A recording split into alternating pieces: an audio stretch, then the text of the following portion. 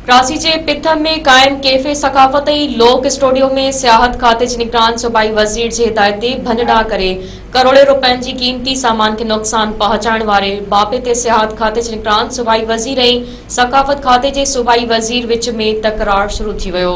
सकाफत रांदियन मेहनत इंसानी वसीलन वाले निगरान सूबाई वजीर डॉक्टर सैयद जुनेद अली शाह पिथम कराची में कायम कैफे सकाफत ऐं लोक स्टूडियो के खत्म करने की सख्त मजम्मत कई है।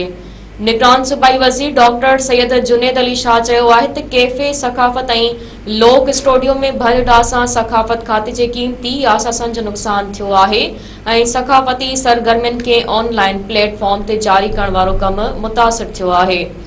हुन जो त इदारा या इमारतों एक रात में न ठहंदियूं आहिनि, उन्हनि जे पोयां हिकु मक़सद ऐं मंज़िल ते हूंदी आहे। सियाहत खाते के उन सिलसिले में कंहिं भी कार्रवाई खां अॻु सकाफत खाते के एतमाद में वठण घुर्जे हा। डॉक्टर सैयद जुनेद अली शाह चयो त कैफे सकाफत ऐं लोक स्टूडियो जी भनडा सां अवामी सतह ते आयल रद्द अमल जायज़ आहे, जंहिंजो अज़ालो थियण ज़रूरी आहे। उन जो त कोरोना की वबा दौरान जॾहिं अवामी सरगर्मियों महदूद हुयूं, कैफे सकाफत की मदद से मौसीकी समाजी ऐं अदबी शख्सियतन जा इंटरव्यूज़ ऑनलाइन नशर करे माण्हुनि खे तफरीह जा मौक़ा मुहैया कया विया। कैफे सकाफत की कामयाबी खां पोइ लोक फनकारनि ऐं उन्हनि जी मौसीकी के दुनिया आॾो आणण जे लाइ लोक स्टूडियो हिकु ॿियो संगे मेल हो।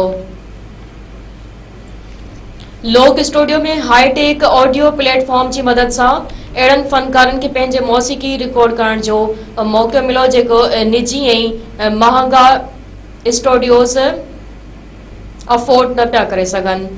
उन जो त स्टूडियो में भनडा कंदड़ ही उन मामले ते वज़ाहत ॾियण जा पाबंद आहिनि।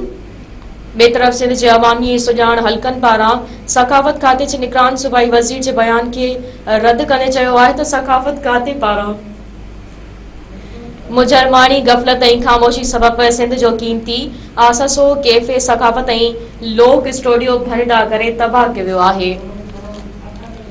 सुञाण धुरिन चवण आहे त सकाफत खाते वारो वजीर उन मामले ते अॻु में ख़ामोश रहियो, जॾहिं मामलो मीडिया में आयो आहे त फ़क़त खाना पूरी लाइ बयान ॾेई रहियो आहे। निगरान वजीर फ़क़त मज़म्मती बयान ॾेई पंहिंजी जान नथो छॾाए सघे, खेसि उन मामले ते संजीदा नोटिस वठी करोड़े रुपयन की कीमती आससन जो नुकसान थियण ते उन जे ज़िम्मेवारनि ख़िलाफ़ FIR दाख़िल कराइण घुर्जे।